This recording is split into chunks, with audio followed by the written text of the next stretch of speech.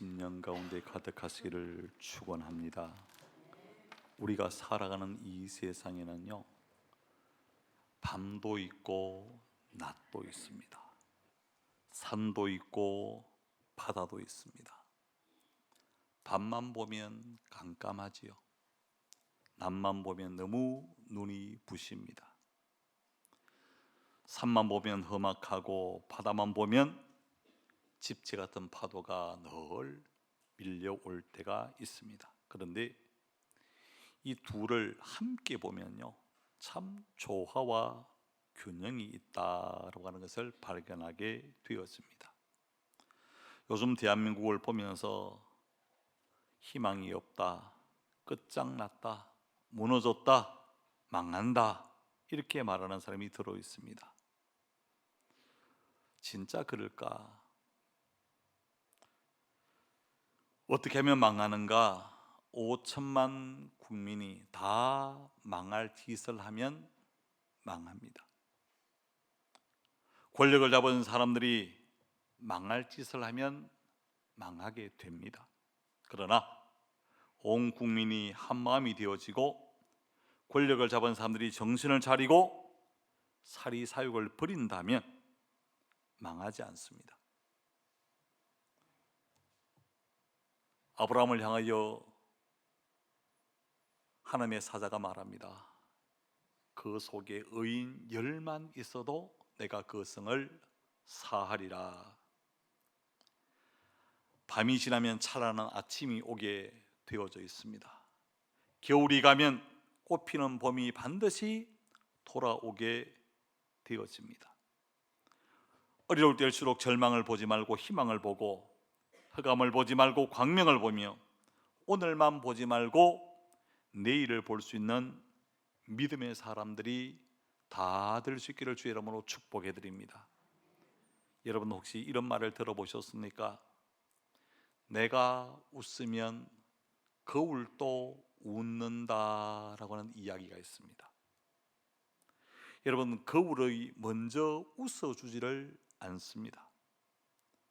내가 분노하는 가운데 거울을 보면요, 분노로 가득 차 있는 한 사람의 모습을 그 속에서 발견하게 되었습니다. 내가 천사의 얼굴을 하고 있으면 거기에 천사의 얼굴을 한 사람을 보게 되어질 것입니다. 이사야 19장은 오늘 작금의 대한민국의 상황을 이야기하고 있습니다. 오늘 본문 15절 말씀에 보면 애굽에서 머리나 꼬리며 종려나무 가지나 갈대가 아무 할 일이 없으리라 라고 말합니다. 지금 우리 대한민국에 이런저런 문제가 겹치고 겹쳐 있습니다. 오늘 본문에 분명히 말하지 않습니까? 애굽에서 머리나 꼬리며 라고 이야기합니다. 머리는 지위가 높은 사람이나, 꼬리라고 하는 것은 지위가 낮은 사람을 이야기합니다. 또한 종려나무 가지나 갈대가, 종려나무라고 하는 것은 굉장히 존귀한 것을 이야기합니다. 그리고 갈대는요, 별 볼 일 없는 것을 이야기하지요. 여러분 그렇습니다. 아무리 높아도, 아무리 낮아도, 아무리 존귀해도 별것 아니어도 하나님의 임재 앞에는 이런 것이 다 무용지물이 되어지고 만다라고 하는 것입니다. 여러분, 지진이나 태풍이나 폭설이라고 하는 자연재해 앞에 꼼짝하지 못하는 인간의 연약한 모습을 우리가 잘 보았습니다. 바이러스라고 하는 그 앞에 전혀 힘을 쓸 수가 없는 인간의 모습도 보았습니다. 사람들은 그러나 이렇게 말합니다. 지금 과학이 얼마나 발전되어졌는데, 우리나라의 GNP가 얼마인데 이것 가지고 교만할 때가 굉장히 많습니다. 그러나 하나님의 임재, 하나님의 심판, 하나님의 그 경고 앞에는 아무것도 아니라는 것입니다. 여러분, 이사야 19장은요 애굽에 대한 경고의 말씀입니다. 여러분, 애굽에 대한 경고의 말씀만 있을까요? 2020년을 살아가고 있는 우리에게 주시는 경고의 메시지다라고 하는 것이죠. 여러분, 이사야 19장 1절 말씀을 좀 보시기를 바랍니다. 1절을 보니까 애굽에 관한 경고라. 보라, 여호와께서 빠른 구름을 타고 애굽에 임하시리니라고 말합니다. 빠른 구름을 타고요 애굽에 임한다. 여기서 임한다는 그 말이 무슨 말인가 하면 분노하신다는 것입니다. 심판하신다는 것입니다. 심판하기로 지금 뭐 하셨다는 것입니까? 작정하셨다라고 하는 것입니다. 하나님께서 임하시면, 하나님께서 심판하시면, 하나님께서 진노하시면 어떻게 되어진다고 말하고 있는가 하면, 여러분 1절을 보면 이렇게 말합니다. 애굽 우상들이 그 앞에서 떨겠고 애굽인들의 마음이 그 속에서 녹으리로다. 마음이 녹아내린다는 것입니다. 하나님께서 심판하시면, 여러분 지금 인간들이요 바이러스 기침하고 뭐 이렇게 한다고 해서 다 두려워 떨잖아요. 그런 것처럼 사람이 아닙니다. 하나님께서 임하시면, 하나님께서 진노하시면 사람의 마음이 다 녹아내린다. 여러분 2절을 보면요 하나님께서 임하시면 서로 치게 되어진다, 다투게 되어진다고 말합니다. 3절에는요 정신이 쇠약해지고 모든 인간의 계획이 다 깨어지고 만다라고 말합니다. 6절에는요 하나님 임하시니까 강들에서는 악취가 나게 되어진다라고 표현을 합니다. 10절에 보니까 품꾼들의 마음에 근심이 가득하다. 여기서 얘기하는 품꾼이라는 것은 노동자들의 마음에 근심이 가득하게 되어진다고 말합니다. 11절에 보니까 지혜를 자랑하는 자들이 우둔하게 되어진다고 말합니다. 14절에 보면 마음이 어지럽게 되어진다고 그렇게 이야기합니다. 그리고 술 취한 자가 비틀거리는 것처럼 비틀거릴 수밖에 없다. 여러분 오늘 우리의 모습이 술 취한 자가 비틀거리는 비틀거림이 있는 그런 모습입니다. 여러분 하나님께서 이렇게 하시는 본심이 뭘까? 다 싹 쓸어버리는 그것이 본심일까? 아닙니다. 진노 가운데요 심판 가운데 하나님의 본심을 우리가 바로 알아야 되는데, 이렇게 하시는 본심이 뭘까? 에레미야가 3장 33절에 하나님의 본심을 이렇게 말합니다. 주께서 인생으로 고생하게 하시며 근심하게 하심이 본심이 아니라, 그렇게 분명히 말씀합니다. 그러면 이렇게 하나님께서 진노하시는 본심이 뭘까? 심판하시겠다고 말하시는 그 본심이 뭘까? 너 그렇게 까불다가 내가 매로 치겠다고 하는 그 본심이 뭘까? 하나님의 본심은요 하나님을 찾으라는 것입니다. 하나님께로 이제 너희가 돌아오라고 하시는 그와 같은 음성이 이 심판을 통해서 우리에게 주시는 경고의 메시지입니다. 물고기가 물을 떠나서 살 수 없는 것처럼 인간은 하나님을 떠나서는 살 수 없는 존재가 인간입니다. 타락한 인간이 살 수 있는 길이 뭘까요? 하나님을 찾는 겁니다. 하나님께로 돌아오는 것입니다. 그래서 아모스 5장 6절에서는 이렇게 말하죠. 너희는 여호와를 찾아라. 그리하면 뭐합니까? 살리라. 그렇지 않으면 그가 불같이 요셉의 집에 임하여 멸하게 되어질 것이다 라고 말합니다. 여러분 이사야 19장은요 두 부분으로 딱 나눌 수 있습니다. 전반부는 1절에서 15절까지, 후반 부분은 16절에서 25절까지로 딱 나눠서 뭡니까? 이야기하는데, 이 전반부 1절에서 15절까지는 뭔가 하면 하나님께서 임하셔서 이렇게 심판하시겠다, 지금 경고의 말씀을 하고 있습니다. 그 경고의 말씀으로 끝나는 것이 오늘 본문인 15절의 말씀이고요, 16절에서부터 시작해서 25절까지는 너희가 그런 가운데서도 너희가 회개하고 돌이키면 너희가 살 길이 있다, 이렇게 하면 내가 회복시켜 주겠다, 살 길을 열어주겠다 라고 하시는 구원의 선포가 16절에서 25절에 기록되어져 있는 것을 우리가 보게 되었습니다. 우리는요, 하나님의 심판에 머무르는 인생이 아니라 이 심판 너머에서 하나님의 본심, 우리를 회복시키시는, 우리를 구원시키시는 하나님의 본심이 뭘까? 우리가 해야 될 일이 어떤 일이 있는가에 관하여 우리가 한번 살펴보기를 원합니다. 하나님이 임재하시면 뭐 배웠다고 하는 노동자도, 지혜롭다고 하는 사람이나 존귀한 사람이나 그렇지 못한 사람 다 하나님의 심판의 대상이 되어지는데, 그 속에서 우리가 회복되어지고 살 수 있는 그 길을 하나님은 오늘 16절에서 25절까지 열어놓으셨는데, 그 우리가 아무것도 할 수 없다 할 그때에 하나님의 구원을 보기 위해서 우리가 해야 될 일이 뭔가, 이것을 지금 이야기합니다. 오늘 본문에서는 세 가지를 우리에게 이야기하는데, 첫 번째, 우리 한번 따라합시다. 제단을 쌓는,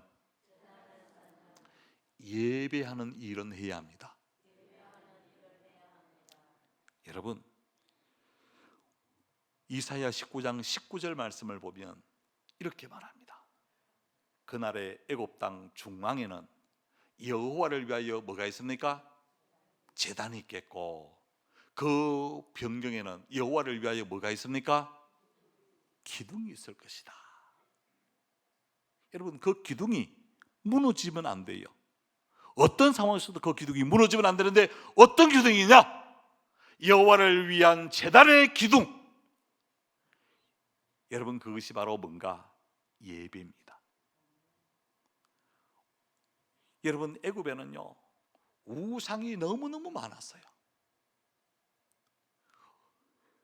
그 우상 많은 것 가운데 애굽인들이 제일로 섬겼던 우상이 어떤 우상입니까? 금송아지 우상. 뭐 우상 만들 게 없으니까 송아지 만들어 놓고 형상을 만들고 그게 우리의 신이다 하는 금송아지 우상입니다. 오늘 우리들도요, 많이 가지면 이게 뭡니까? 최고다. 빛나는 것 가지면 그게 최고다 라고 하는 우상 속에 우리가 사로잡혀 있습니다. 우리 가운데 있는 우상의 제단을 다 허물어버리고 하나님을 위하여 예배의 제단을 쌓아야 된다. 이것이 하나님으로 통하여 구원 얻을 수 있는, 회복을 얻을 수 있는 길이다 라고 말합니다. 어떤 사람은 말합니다. 기분 나빠서나 예배 안 드린다. 여러분, 이것만큼 어리석은 것이 없어요. 잘못되어진 것입니다. 싸우고 나면요 예배를 더 잘 드려야 됩니다. 기분 나쁘면 예배를 더 잘 드려야 돼요. 신경이 나면 예배를 더 잘 드려야 됩니다. 피곤하면 예배를 더 잘 드려야 됩니다. 우리 한번 따라합시다. 싸우고 나면, 기분 나쁘면, 신경이 나면, 피곤하면 예배를 더 잘 드려야 됩니다. 여러분, 싸우고 난 이후에 예배를 더 잘 드려야 그 사람을 사랑할 마음이 생기죠. 여러분, 기분 나쁜 가운데 예배를 더 잘 드려야 그 기분이 뭡니까? 좋아지게 됩니다. 신경을 날 때 예배를 더 잘 드려야 그 감정이 가라앉게 되어져 있습니다. 피곤할 때 예배를 드려야 우리 주님으로부터 새 힘을 공급받을 수가 있게 되었습니다. 여러분, 이것이 역발상이라고 그렇게 이야기합니다. 지난주 목요일 날 우리 오후 2시에서 6시까지 제하고 우리 전도사님이 상공회의소 6층에 있는 소방안전관리자 교육을 받으러 갔습니다. 저는 에덴 교회 소방관리자가 되어져 있고, 우리 전사님은 청송 에덴 연수원 소방관리자이기 때문에 그곳에 가서 교육을 받는데 이런 이야기를 들었습니다. 요즘 아파트에서 위에서요 담배 꽁초 있지 않습니까? 이거를 뭡니까 자주 던진대요. 그래서 뭡니까 아파트 관리소장이 굉장히 고민하다가 이 역발상의 그 아이디어를 냈는데, 그게 뭔가 하면 던지지 마십시오. 아파트에서 밑으로 담배꽁초를 던지지 마십시오. 아무리 이야기하고 서붙여놔도 계속해서 던지더랍니다. 그래서 창밖으로 던져도 되는 것이 있습니다 하고 뭡니까 이 벽보를 붙였는데요, 그곳에 보니까 4가지를 이야기해놨더라고요. 자기압 수표를 비롯한 유가 정권은 던져도 괜찮습니다. 2번째, 당첨된 복권은 던져도 괜찮습니다. 3번째, 각종 귀금속은 던져도 괜찮습니다. 갈로 열고 단 짝퉁은 안 됩니다. 4번째는 1,000원권 이상의 지폐 묶어서 버려도 괜찮습니다. 단 동절은 안전사고 위험관계로 정중히 사양합니다. 던져도 되는 걸 뭡니까 막길에 기록을 하고 그 아파트 그 엘리베이터라든지 여러 군데 이렇게 붙여 놓았더니만, 그리고 난 다음에 담배꽁초를 던지는 사람이 한 사람도 없었다라고 하는 이야기였습니다. 여러분, 그렇습니다. 어렵고 힘들수록 우리가 예배하는 일은 반드시 해야 되는데, 예배하되 어떻게 예배해야 되는가, 그것을 여러분 이사야 19장 21절에 이렇게 말합니다. 여호와께서 자기를 애굽에 알게 하시리니 그날에 애굽이 여호와를 알고 제물과 예물을 그에게 드리고 경배할 것이요 여호와께 서원하고 그대로 행하리라, 그렇게 말하고 있습니다. 하나님을 예배하는 사람, 그 사람은 바로 제물과 예물이 필수적이다. 그 제물이 뭔가? 바로 어린 양 예수 그리스도를 이야기합니다. 여러분, 예수 그리스도의 구속의 은혜가 있을 때 예배가 예배다워질 수 있다는 것입니다. 뿐만 아니라 예물이 필요합니다. 여러분, 예물은 주일이라서 예물을 드리는 것이 아니라 예배이기 때문에 우리가 예물을 드리는 것입니다. 예물을 드릴 때 우리 몸을 제물로 삼아서 드려야 됩니다. 그래서 로마서 12장 1절에 이렇게 말하죠. 그러므로 형제들아, 하나님의 모든 자비하심으로 너희를 구하노니 너희 몸을 하나님이 기뻐하시는 거룩한 산 제물로 드리라. 이는 너희가 드릴 영적 예배다. 우리 몸을 하나님이 기뻐하시는 영적 예물로 드려야 됩니다. 하나님은요, 제물과 예물을 예배하는 자들에게서 찾으실 뿐 아니라 예배하는 자의 자세가 어떠해야 되는가? 화목해야 됩니다. 분한 감정을 가지고 예배 드리는 게 아니라 화목한 마음이 우리 가운데 함께 드리는 예배가 필요한데, 여러분 이사야 19장 23절에 보니까 이렇게 말합니다. 그날에 애굽에서 아수르로 통하는 대로가 있어 아수르 사람이 애굽에 가겠고 애굽 사람이 아수르로 갈 것이며 애굽 사람이 아수르 사람과 함께 경배하리라 라고 말합니다. 여러분, 예배 가운데는요 뭐가 없어야 되는가? 미움이 없어야 돼요. 시기와 질투, 분쟁과 오해가 없이 화목하면서 하나님 앞에 예배를 드려야 된다라고 말합니다. 예수님께서도 산상수훈인 마태복음 5장 23절과 24절에 이렇게 말씀하시죠. 예물을 제단에 드리다가 거기서 내 형제에게 원망 들을 만한 일이 있는 것이 생각나거든 예물을 제단 앞에 두고 먼저 가서 형제와 화목하고 그 후에 와서 예물을 드리라, 그렇게 말했습니다. 여러분, 우리가 하나님 앞에 예배할 때는 제물과 예물을 가지고 예배하고 화목하게 드리는 예배, 그것을 하나님이 뭐 하신다? 받으신다라고 하는 것입니다. 여러분, 예배가 무너진 북한, 평양을요 제2의 예루살렘이라고 했습니다. 그러던 그곳이 예배가 무너지니까 여러분 가난하게 되었습니다. 여러분, 예배가 무너진 유럽이 교회가 무슬림화 되어져 버리고 가고 있는 모습을 우리가 많이 보게 되었습니다. 신문대로 거두게 되어질 것입니다. 어렵고 힘들 때 우리가 우리 힘으로 아무것도 할 수 없다 할 그때 하나님께서 너희가 회복을 원하느냐 구원을 원하느냐 그러면 너희가 제단을 사 예배하는 일에 집중하라, 그렇게 우리에게 말하고 있습니다. 여러분, 예배는 많이 드리는 게 중요한 게 아닙니다. 우리가 하나님 앞에 예배할 때 우리의 마음과 힘과 뜻과 정성을 다한 예배, 하나님은요 예배하는 자를 뭐 하신다고요?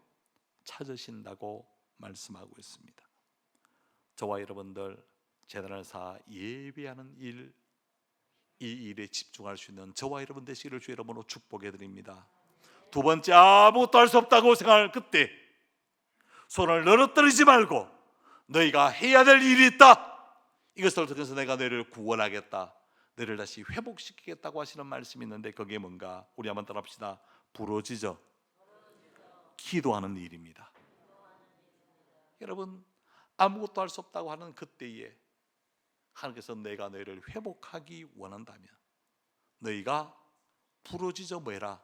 기도하라고 말합니다. 여러분, 이사야 19장 20절의 말씀을 보시길 바랍니다. 이렇게 말합니다.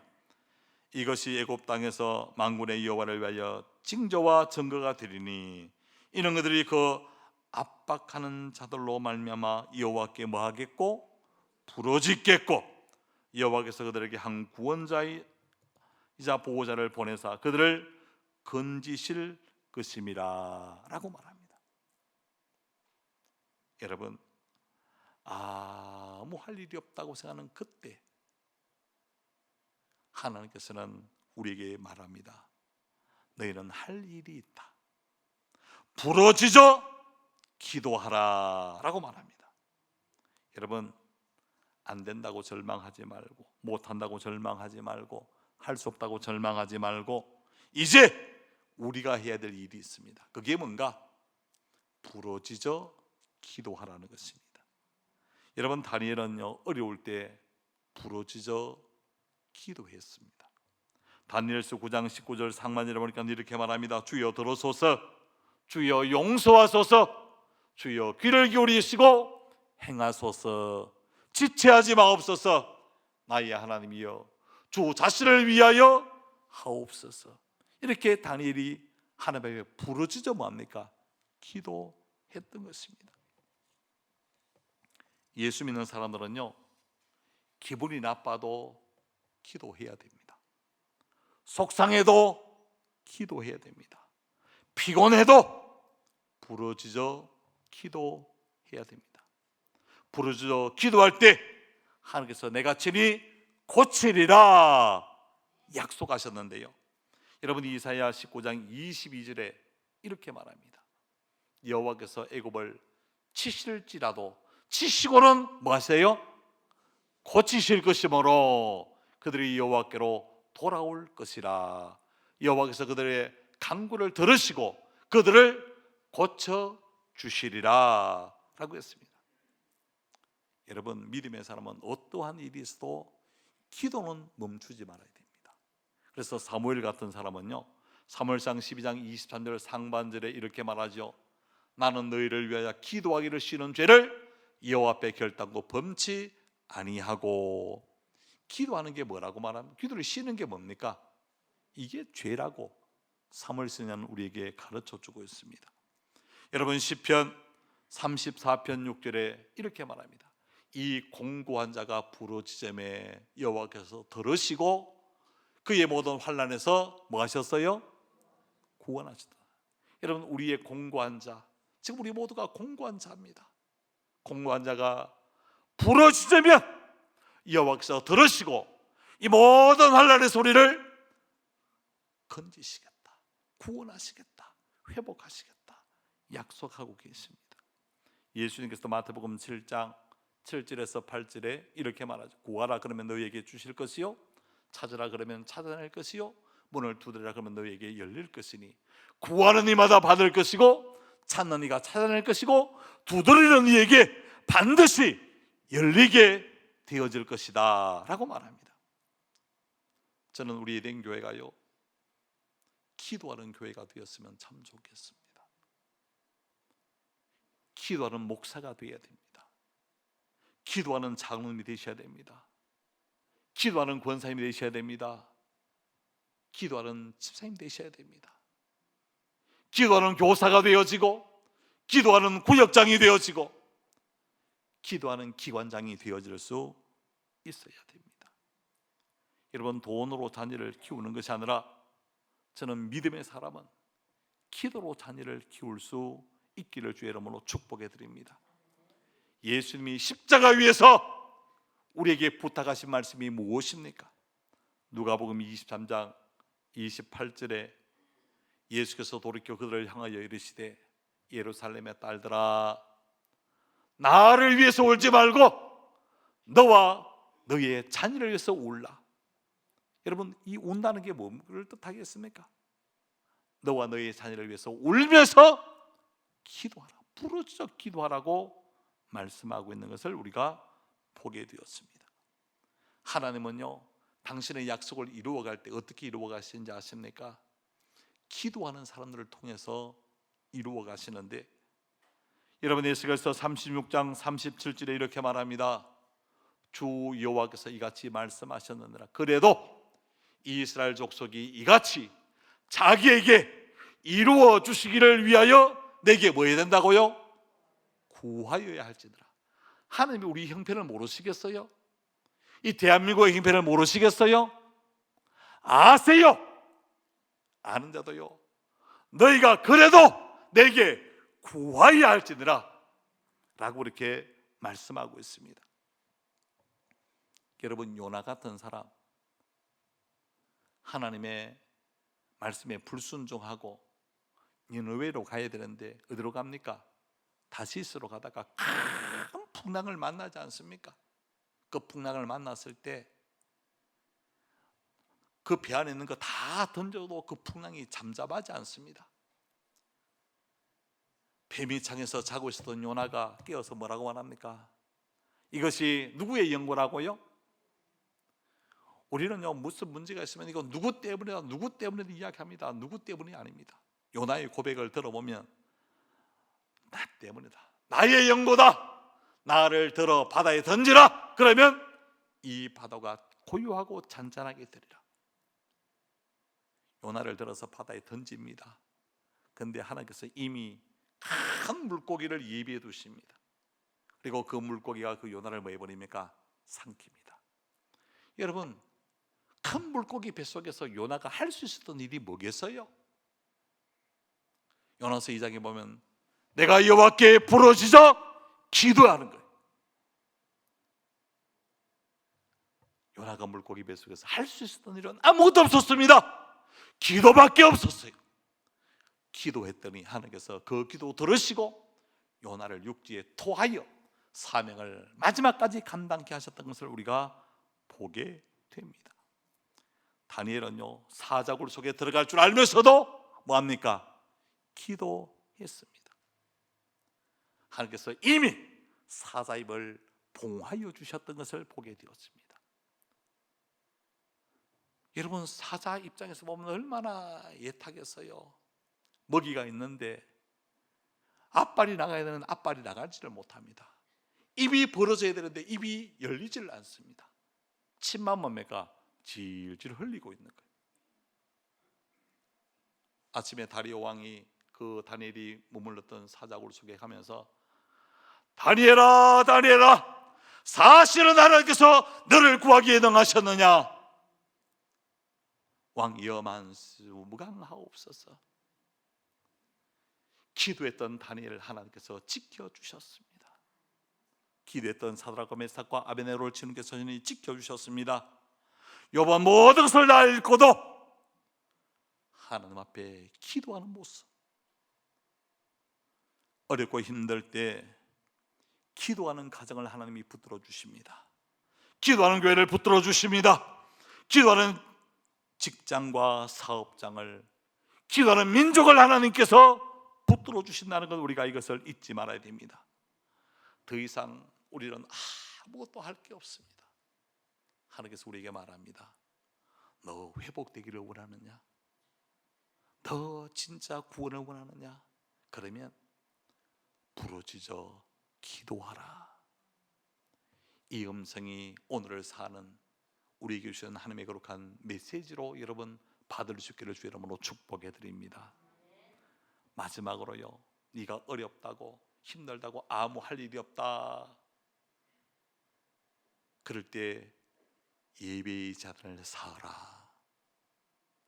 여러분, 이럴 때 가정재단을 쌓는 우리 에덴의 모든 믿음의 가족들이 다 되시기를 주 이름으로 축복해 드립니다.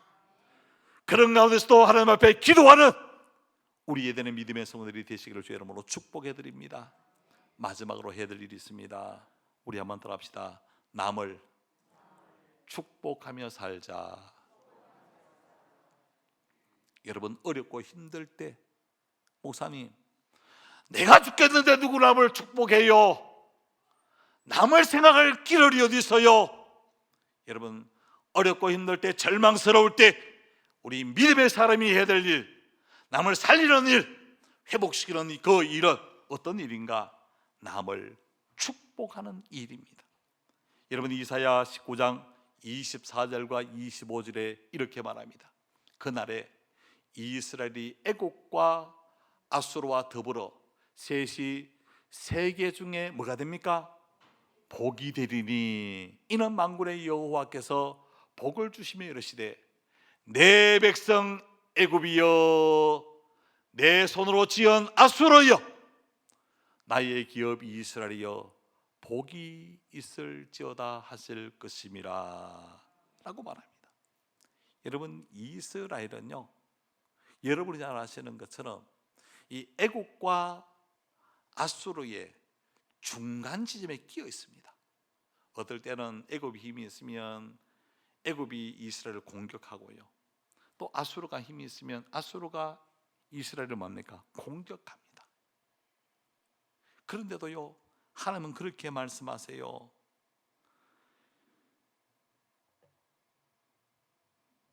내 백성 애굽아, 내 손으로 지은 아수르야, 나의 기업 이스라엘아 라고 말합니다.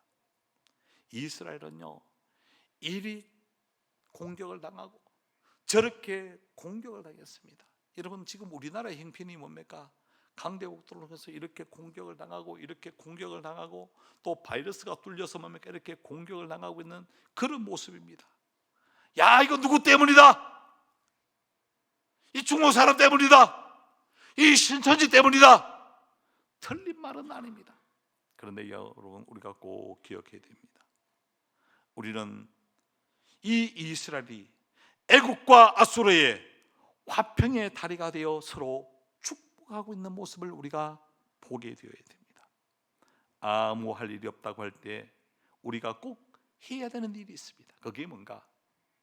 다른 사람 축복하는 일은 멈추지 말아야 된다. 예수 믿는 사람은요, 일평생 축복하며 살아야 됩니다. 우리 한번 따라합시다. 예수 믿는 사람은 일평생 축복하며 살아야 합니다. 여러분, 야곱이 그 요셉이 보낸 수레를 타고 애굽에 오지 않습니까? 금이 환영하는 게 아닙니다. 이 피난 옵니다. 여러분, 피난 온 사람이 누구를 만나는가 하면 애굽의 바로 왕을 만납니다. 여러분, 한번 보겠습니다. 바로 왕이 야곱을 축복해야 됩니까? 야곱이 바로 왕을 축복해야 됩니까? 아니, 우리의 일반적인 상식으로 보면 왕이 그거 뭡니까? 지질이 궁상맞게 뭡니까? 그래 온 사람을 축복해 줘야 이게 맞다고 생각하잖아요. 그런데 여러분 창세기 47장 10절에 보니까 야곱이 바로에게 축복하고 그 앞에서 나오느라 라고 말합니다. 왜 그런가? 아니 가진 사람이 없는 사람 축복해야 되는 거 아닙니까? 건강한 사람이 병든 사람 축복해야 되는 건 아닙니까? 여러분 그거는 우리 생각이에요. 하나님은 말합니다.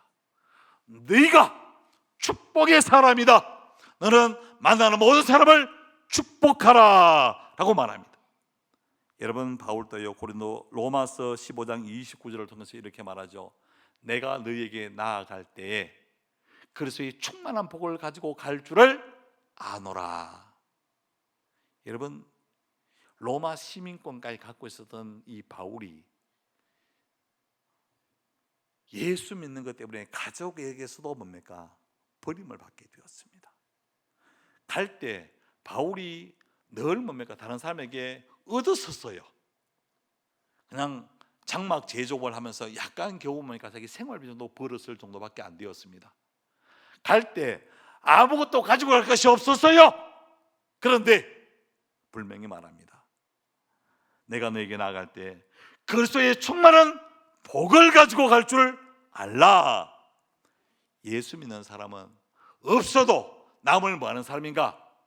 축복하는 사람입니다. 예수 믿는 사람은 타인과 갈등하고 상처를 주고 원망하며 살아서 되는 게 아니라 축복하며 살아야 됩니다.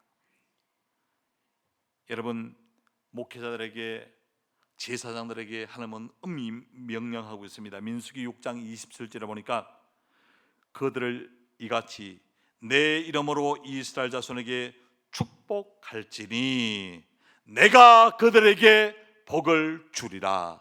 우리는요 주 이름으로 뭐 하는 겁니까? 축복하는 거예요. 복은 누가 주세요? 하나님이 그들에게 복을 주시는 겁니다. 우리의 고백대로 그들에게 복을 주겠다고 약속하고 있습니다. 여러분 시편 118편 21절에 이렇게 말합니다. 여호와의 이름으로 오는 자가 복이 있으며 우리가 여호와의 집에서 너희를 축복하였도다 라고 말합니다. 여호와의 집, 하나님의 집은요 예배하는 집입니다. 기도하는 집이에요. 축복하는 집입니다. 여호와의 집이 싸우는 집이 아닙니다. 갈등하는 집이 아닙니다. 우리 한번 따라합시다. 하나님의 집은 예배하는 집, 기도하는 집, 축복하는 집. 여러분 하나님의 집을 우리가 잘 알아야 돼요. 예배하는 집입니다. 기도하는 집입니다. 축복하는 집이지 남을 헐떡고 비방하고 모함하고 상처 주는 집이 결코 아니다라고 하는 것입니다. 예수님께서도요 이 어린 아이들을 안으시고 뭐 하셨어요? 축복하셨습니다. 마가복음 10장 16절에 보니까 그 어린 아이들을 안고 그들 위에 안수하시고 축복하셨다라고 말합니다. 예수님께서는 누가복음 6장 28절에서도 너희를 저주하는 자를 위하여 축복하며 너희를 모욕하는 자를 위하여 기도하라 라고 말합니다. 여러분 누가 여러분을 향하여 저주하는 사람이 있습니까? 그 사람을 위해서 우리도 같이 뭐 해야 됩니까? 저주해야 됩니까? 아닙니다. 저주하는 자를 위하여 도리어 우리가 해야 될 일이 뭡니까? 축복하는 일입니다. 바울은요 로마서 12장 14절에 말합니다. 너희를 박해하는 자를 축복하고 저주하지 말라라고 이렇게 말했습니다. 사랑하는 성도 여러분, 우리가 인생 살다 보면 힘들고 어려울 때가 왜 없겠습니까? 그럴 때 어렵고 힘든 일을 만났을 때 원망하지 말고 불평하지 말고 짜증내지 말고 남을 축복하며 사는 인생이 되어야 된다. 그래야 내가 너희를 뭐 할 거다? 고칠 거다, 회복할 거다, 내가 너희를 구원할 거다 라고 말씀합니다. 아무 할 일이 없다고 생각할 때 하나님의 구원을 보기 위해서, 하나님의 치료하심을 보기 위해서, 만지심을 보기 위해서, 건지심을 보기 위해서 우리가 해야 될 세 가지 일이 있다. 여러분, 이 일이 어떤 일이라고 말합니까? 예배하는 일이라, 기도하는 일이라는 것, 남을 축복하는 일이라는 것. 우리 한번 마지막으로 따라합시다. 예배합시다, 기도합시다, 축복합시다. 여러분, 이런 아름다운 삶을 통해서 하나님이 친히 고치시고, 하나님이 회복하시고, 하나님이 구원의 거룩한 놀라운 역사를 잠잠히 바라보며 사는 저와 여러분의 귀한 삶의 모습들이 다 될 수 있기를 주의 이름으로 축원해 드립니다. 기도하겠습니다. 하나님, 감사합니다. 오늘 애굽을 향하여 주신 말씀이 이 민족을 향하여 주신 말씀을 우리가 받고 하나님이 임하시는 것, 심판하기 위해서, 진노하시기 위해서 임하시는 모습을 우리가 바라보면서 이 진노 가운데, 이 심판 가운데 우리가 구원받고 회복을 누리고 치료받기 위하여 오늘 우리가 해야 될 일이 있는데, 그 일이 하나님 제단을 쌓고 예배하는 일입니다. 부르짖어 기도하는 일입니다. 남을 축복하는 일임을 우리가 기억하게 하시고, 이 일을 멈추지 않는 우리 예전의 모든 믿음의 성도들이 다 되게 하여 주옵소서. 예수님의 이름으로 기도하옵나이다. 아멘.